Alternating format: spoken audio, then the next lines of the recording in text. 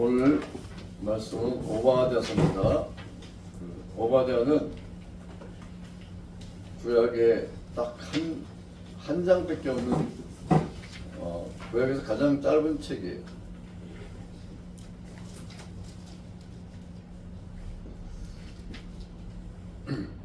그래서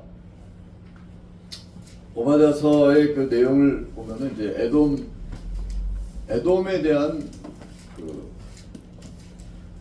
에돔 심판받을 것이다 이런 얘기를 하고 있습니다.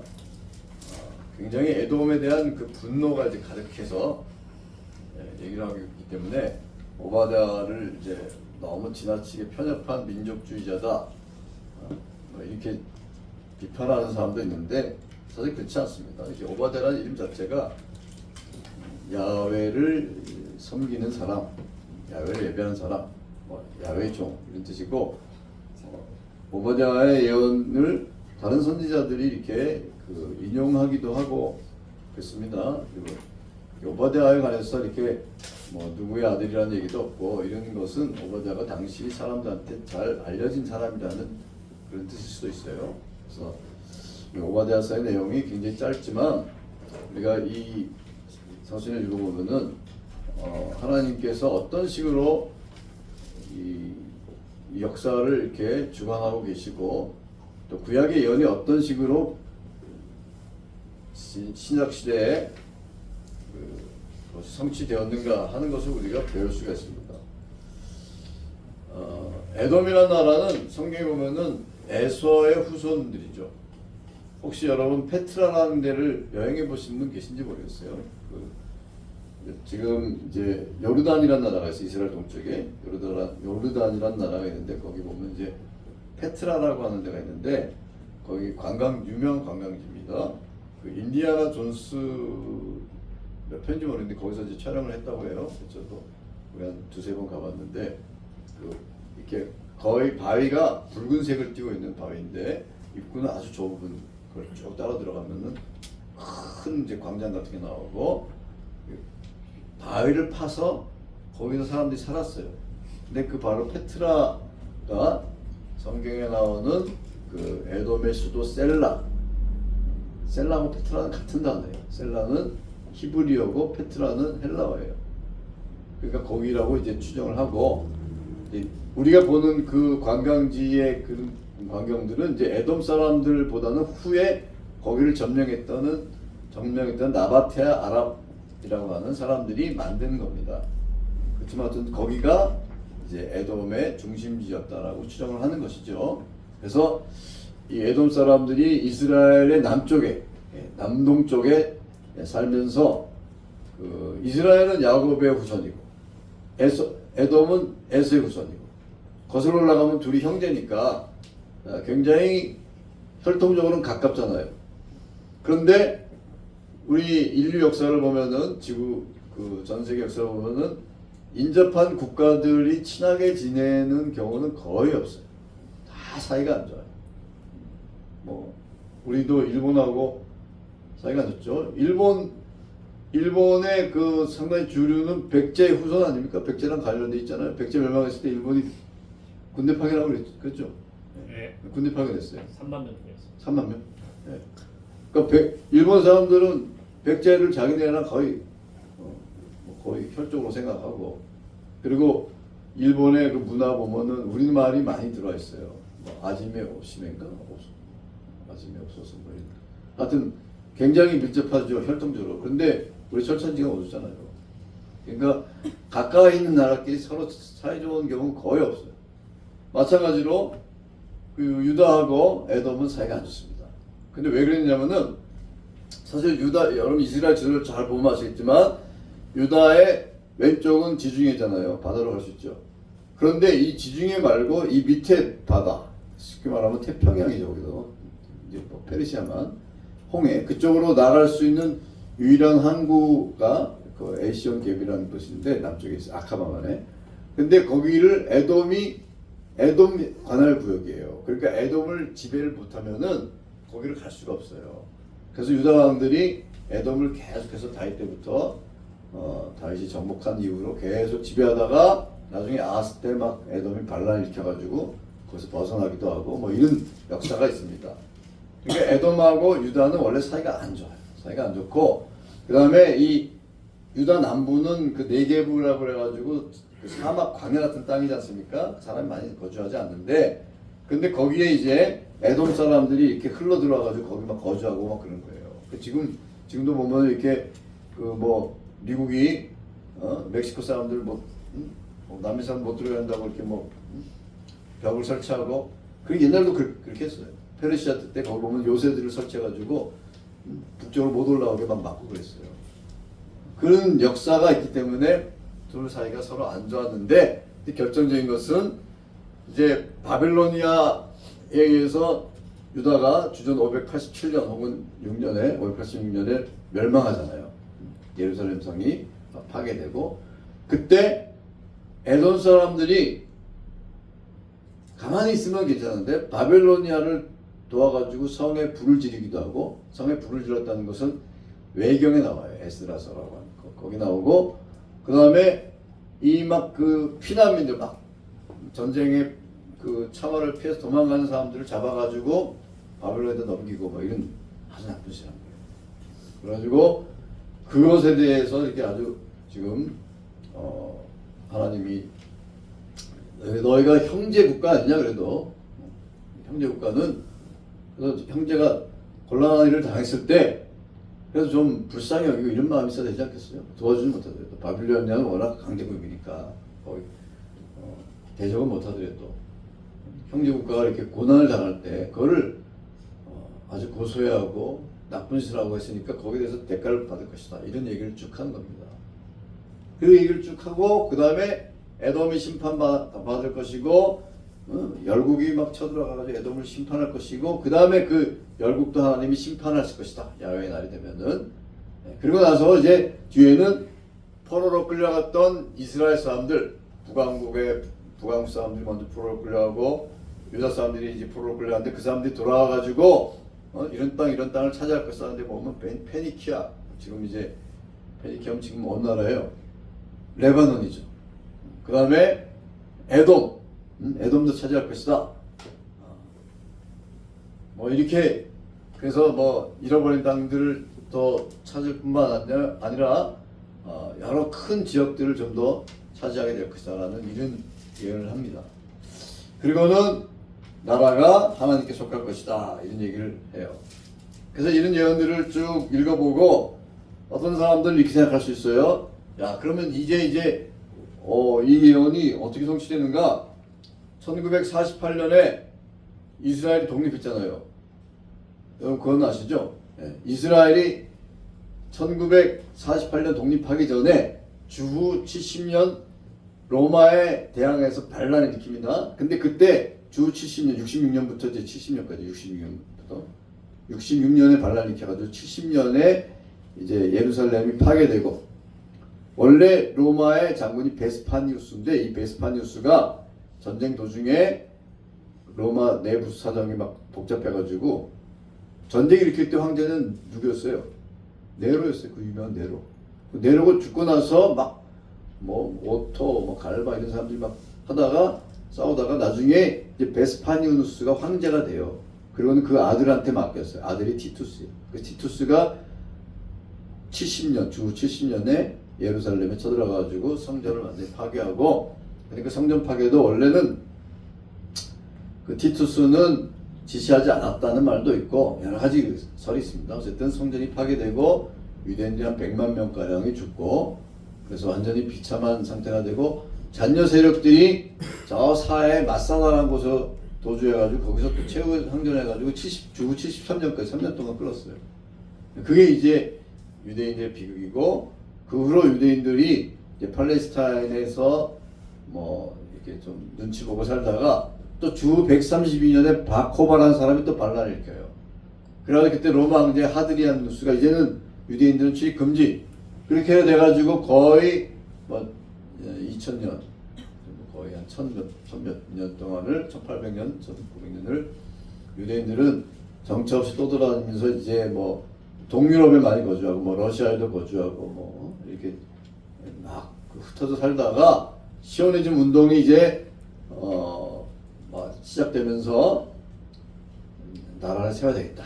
그래서 유엔에서 어떤 제안을 했냐면은, 야, 우간다 땅을 일부 떼어줄 테니까 우간다에다 나라를 세워라 했더니 이스라엘 그 시오니즘 운동하는 사람들이 우리 싫다.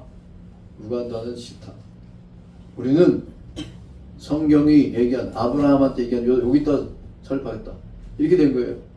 그래가지고 이것 때문에 막 그 골치 아프고 또 영국이 반대하고 뭐 이래가지고 뭐 이스라엘 입장에서는 이제 땅을 그 자기네가 원래 살던 땅에 국가를 세우려고 막 그런 뭐 국제적인 외교 노력도 하고 돈을 번 사람들이 그지 뭐 자기 유대인들이 돈 번 사람들이 막 돈도 막 투자하고 뭐 이렇게 해가지고 결국 전쟁을 일으켜가지고 1948년 5월 14일 독립을 선포가 나서 요르단하고 막 싸우고 뭐 그다음에 또 이집트하고 싸우고 뭐 중동 전쟁을 계속했잖아요.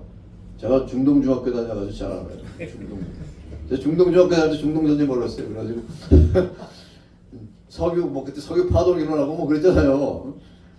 그 여러 차례 전쟁 뭐 6.1 전쟁 들어보셨죠? 6일 동안 하고 그다음에 뭐 욤키푸르 전쟁 뭐 그 유대인들의 그 속죄일이면은 유대인들이 막 아무것도 안 한 날이죠. 막 그때 그 서들어오고 뭐 이집트 뭐 시리아 뭐 요르단하고 막 싸우고 뭐 해가지고 계속 싸워가지고 뭐 처음에 막 거의 멸망 직전에 갔다가 또 이제 기사회 생해가지고 그거 보면은 이스라엘 사람들이 용감하게 해요.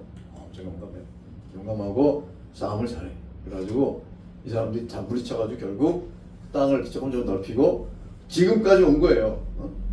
원래 그래가지고 하도 골치 아프니까 미국이 중재해가지고 그 사람 누구예요? 카터인가? 뭐 카터가 무슨 캠프 데이비드 협정하고 그다음에 뭐 그 클린턴? 네, 클린턴이 오슬로에서 오슬로 협정해가지고 야 이제 평화 맺자. 그래가지고 그 이스라엘에서도 야 이 사람들하고 이제 팔레스타인하고 싸우지 말자 그냥 평화 협정하자라고 주도했던 이츠하크 라빈 그가 총을 쏴 죽였어요.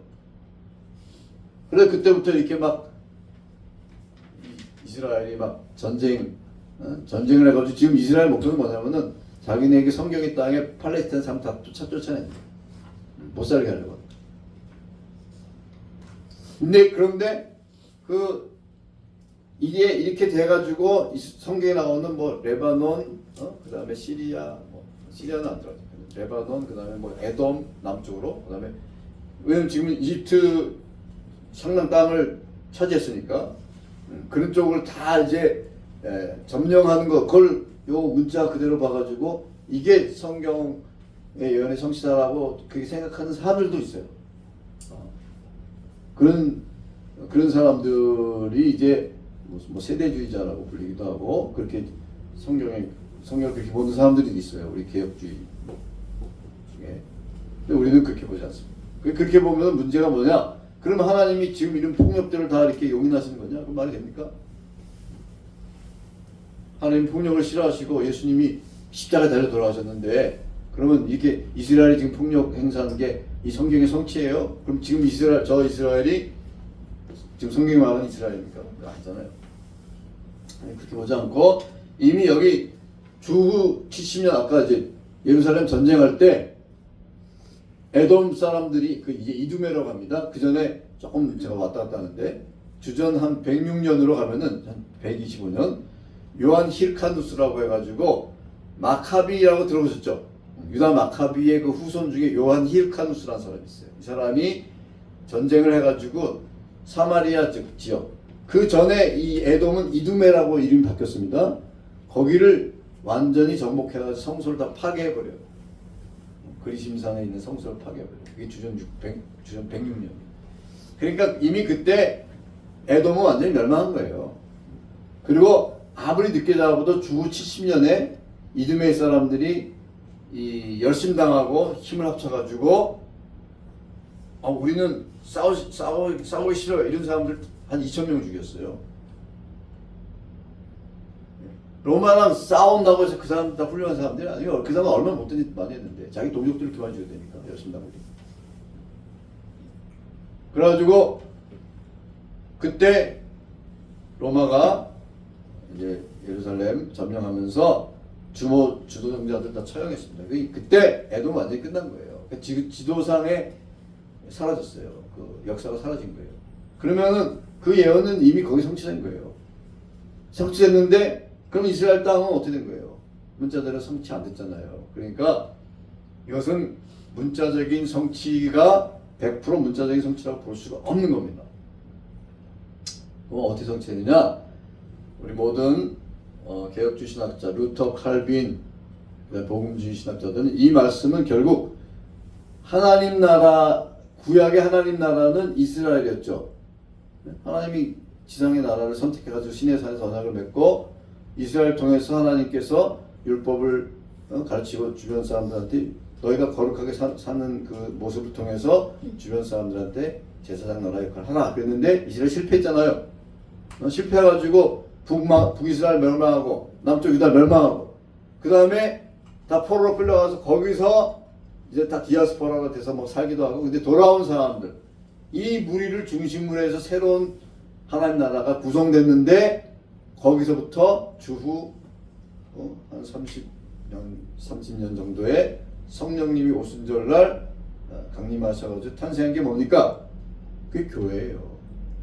그 교회를 탄생시키기 위해서 예수님이 십자가에 달려 돌아가시고 그래서 구약에는 진짜 지상에 하나님 나라라는 이스라엘이 있었지만 그 이스라엘의 모든 그 예언들을 계승하고 하나님께서 이스라엘 통해서 하시고자 했던 일들을 계승하는 그 주체가 누구냐? 바로 교회인 겁니다. 하나님께서 교회를 통해서 그 일을 하시는 거예요.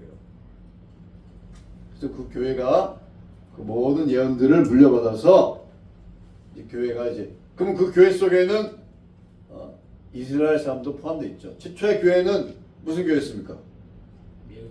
예루살렘 교회였죠. 최초의 교회 예루살렘 교회 성도는 다 유대인들이었어요. 베드로도 유대인, 예수님 동생 야고보도 유대인, 다 유대인이잖아요. 예수님도 유대인이셔요. 사도 바울 유대인, 다 유대인들. 근데 그 예루살렘 교회가 주후 70년 전에 이제 유대인 그 제자들은 예수님의 예언을 기억하고 있습니다. 마태복음 24장에 이런 날이 다가올 거니까 환난 날이 다가올 거니까 너희들은 도망가라는 예언이 있었잖아요. 그래가지고 그 사람들은 주후 70년 유대 멸망하기 전에 펠라라고 하는 곳으로 도망갔어요. 데가볼리, 그 데가볼리 요단 동편의 데가볼리라고 했어요. 데카폴리라는 거는 10개의 폴리스라는 뜻이에요. 데카폴리스. 거기에 펠라라고 하는 도시가 있는데 그로 도망갔습니다. 그래서 살아남았어요. 그런데 예루살렘에 있던 교회는 주후 70년 로마가 쳐들어와가지고 예루살렘 멸망하면서 다 완전히 흐지부지해진 겁니다. 그로 그 모교회 같은 예루살렘 교회가 엄마 교회였잖아요. 모교회. 근데 모교회의 그 위치를 다 이방인들 교회, 예를 들어서 안디옥 교회. 안디옥 교회가 사도 바울하고 바나바 파송했던 교회잖아요. 안디옥 교회. 그다음에 그 다른 교회들 뭐 에베소 교회, 뭐 고린도 교회 이런 교회들이 이제 가져가게 된 거고 그 중심지가 점점 이동해서 지금은 대한민국에 한때 대한민국 부흥했잖아요. 근데 대한민국도 이제는 이제 슬슬 가기 시작해. 지금은 이제 뭐 네팔 이런 데가 막 부흥한대요. 네팔 들어보셨어요? 네팔의 교회가 막 부흥한대요. 우리가 뭐 대한민국이 이제 하나님의 축복을 받은 뭐 교회라고 막 한참 막 자부심을 가졌는데 이제 뭐 우리 대한민국 교회도 이제 사역교회 정점을 찍었어 이제. 우리 남은 자들. 우리 후손들을 이제 복음화하고 그런 사명을 우리가 갖고 있는 겁니다. 그러면은 이제 우리의 사명이 뭐냐? 오늘 이제 제가 역사를 쭉 얘기했는데 이 하나님께서 에돔 그 오바댜를 통해서 예언하신 이 예언이 결국은 누구를 통해서 성취되냐? 교회를 통해 성취된다는 거예요. 교회.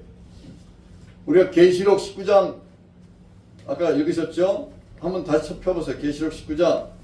거기 보면 이제 계시록은 말세 있을 일을 하나님이 사도 요한을 통해서 환상 가운데 보여주신 겁니다. 그러면 하늘이 열린 것을 보니 백마와 그것을 탄 자가 있다. 백마와 그것을 탄 자가 있는데 눈은 불꽃 같고 머리에는 많은 관들이 있고 뭐 pit불을 입었고 이 누구예요? 백마 탄 자. 누구예요? 예수님이죠. 예수님. 근데 예수님이 백마 타고 오신다고 돼 있어요? 예수님 뭐 타고 오세요? 구름 타고 오시죠. 그러면 어떤 사람은 구름 위에 백마를 타고 오시나? 그게 아니라 이거는 환상이에요. 환상. 근데 그 백마를 타고 오는데 14절 중요합니다. 하늘에 있는 군대들이 길고 깨끗한 세마포 옷을 입고 백마를 타고 그를 따르더라. 여기 길고 깨끗한 세마포 옷을 입고 백마를 타고 그를 따르는 무리 중에 여러분들이 여기 들어있어요, 안 들어있어요? 들어있습니다. 들어있기를 희망하죠? 들어있어야지 당연히. 왜냐면 하늘에 있는 군대는 또 하늘에 있는 군대가 뭐냐에 대해서 뭐 여러 가지 견해가 있는데 이건 천군 천사 플러스 성도들도 여기 포함된다고 봐요. 우리도 백마 타고 이제 막 예수님을 따라서 이렇게 막 재림 때 오는 거예요. 그 광경을 보는 거예요. 근데 진짜로 백마 타고 왔다는 게 아니라 이거는 환상입니다. 환상. 근데 분명한 것은 최종적인 모든 인류 역사의 최종적인 그 마침표를 찍는 그 순간에 어린 양이 승리하시는 그 장면에 우리 성도들이 함께 있다는 거예요. 보면 그에 입에서 예리한 검이 나온다 했죠? 예리한 검.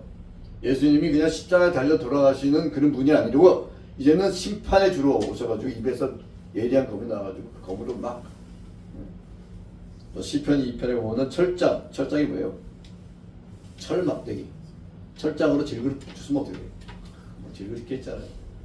깨시듯이 열방을 심판하실 것이다. 이런 예언들이 있잖아요. 예수님이 마지막에는 오셔가지고 이 만국을 심판하실 것이다. 이게 오바댜가 예언한 그 예언이에요. 그리고 오바댜뿐만이 아닙니다. 우리가 앞으로 선지서 공부하겠지만 거의 모든 선지자들이 다 만국의 심판을 예언하고 있잖아요. 말세 그런 심판이 있을 것이다. 그 예언이 다 어떻게 성취되느냐? 예수님을 통해 성취되는 겁니다. 이미 예수님의 초림을 통해서 그 십자가의 복음을 받아들이지 않는 자는 심판을 받는 거예요. 그리고 예수님의 재림 때 만국이 다 심판을 받는 거예요. 그 심판에 누가 동참하느냐? 바로 우리 성도, 교회가 동참해서 교회가 최후의 승리의 주역이 되는 겁니다. 여러분 믿으세요? 이게 우리가 믿는 바입니다. 그래서 우리는 승리는 이미 다 예정돼 있어요. 근데 이거랑 똑같아요. 우리가 영화를 보는데 하도 답답해서 끝을 먼저 봐. 주인공이 사는구나.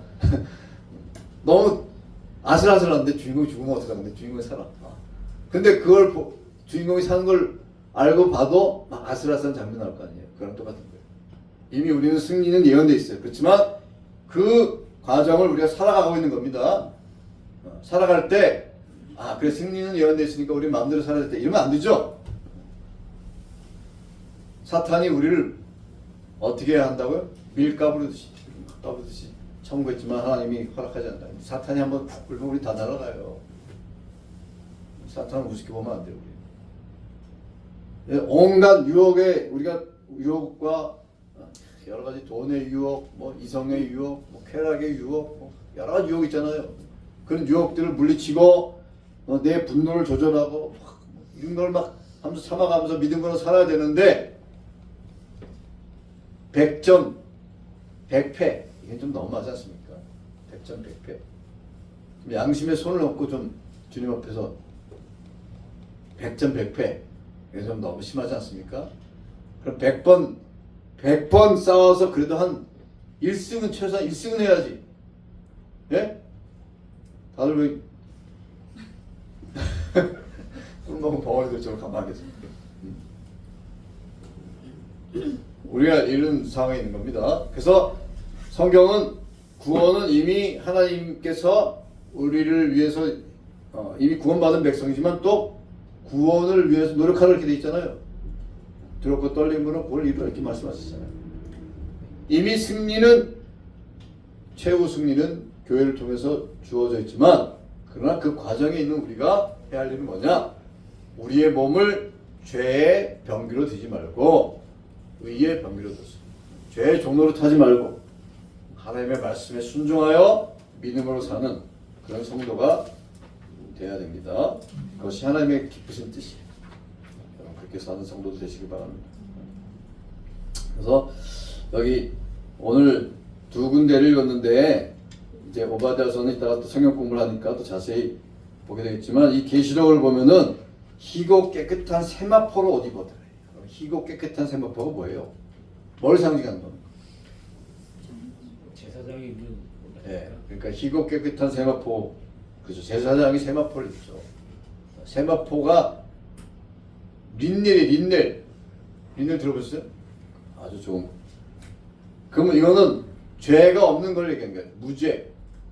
예수님의 이 십자가의 보혈로 우리가 무죄가 되었지만 그러나 또 성도는 성결하고 거룩하게 살아야 되는 거예요. 성도가 성결하고 거룩하게 살아야 돼요. 특히 오늘 요 오바댜서를 보면은 오바댜가 이제 에돔에 대해서 얘기하면서 에돔의 이 죄, 여러 가지 죄 중에 하나가 뭐냐면 교만이에요. 교만했어.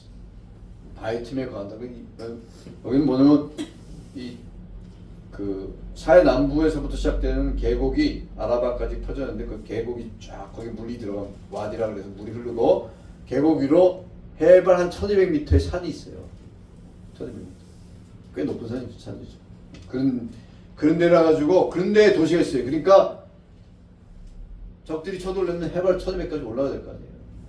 아, 우리는 여긴 정복되지 않는다. 이런 자부심이 있었고 또 에돔에 지혜로운 사람들이 많습니다. 여러분 욥의 세 친구, 욥을 이루어왔던 욥의 세 친구 중에 엘리바스가 어디 사람이에요? 대만 사람이에요. 대만 사람. 또 타이완 말고 테이만. 에돔 사람이에요. 지혜 있는 사람들이 많단 말이에요. 결국 이것이 오늘날 우리 현대인 그리스도인들이 갖고 있는 기본적인 문제예요. 이 현 세대는 교만해요. 여러분 제가 얘기했잖아요. 교만하다는 것은 거만하고 오만한 태도만 얘기하는 것이 아니라 기본적으로 인간의 지식을 믿는 거예요. 하나님을 거부하는 거예요. 아, 우리가 다 잘할 수 있다. 하나님은 끼어들지 마세요. 하나님이 내 삶에 끼어드는 거 싫습니다. 참여하지 마세요. 이게 기본적인 태도예요. 그래서 지금 집단 지성이 수많은 막 인류의 그 기술의 발전을 이뤄가지고 뭐 AI들이 뭐 서로 막 공부해가지고 엄청난 머리가 똑똑해졌잖아요. 그래가지고 하나님의 말씀, 하나님의 법, 하나님의 이 지도 이것을 거부해. 우리끼리 잘할 수 있다. 이게 교만이에요. 근데 교만은 모든 죄의 뿌리입니다. 그래서 이거를 늘 조심해야 돼요. 내가 하나님 없이도 살 수 있다. 하나님을 의지하지 않고도 살 수 있다. 내 마음대로 내버려둬라. 이게 교만의 뿌리입니다. 그리고 교만한 사람은 반드시 패망하는 거예요. 교만해서 남들 말 듣지 않고 자기 마음대로 하고 자기 권력 있으니까 막 휘둘고 이건 반드시 패망하는 거예요. 이건 우리가 가슴에 깊이 새기고 이 세속적 인본주의의 영향을 우리가 받습니다. 안 받을 수가 없어요. 그걸 뿌리치고 오직 우리가 하나님만 바라보고 하나님만 의지하고 믿음으로 사는 우리 섬김의 교회 성도들 되시기를 바랍니다. 기도하시겠습니다. 자비로우신 하나님, 오늘 주님 주신 말씀 기억하며 믿음으로 살게 하여 주시고 우리가 교회가 궁극적으로 승리한다는 것을 우리가 믿고 우리가 교회 성도의 한 사람으로서 예수님의 그 어린 양의 승리의 그 자리에 함께 동참하는 그런 믿음의 성도가 될 수 있도록 구원을 이루기 위해서 두렵고 떨리는 마음으로 믿음으로 살아가는 성도 될 수 있도록 축복하여 주시옵소서. 감사하며 예수님의 이름으로 기도하옵나이다. 아멘.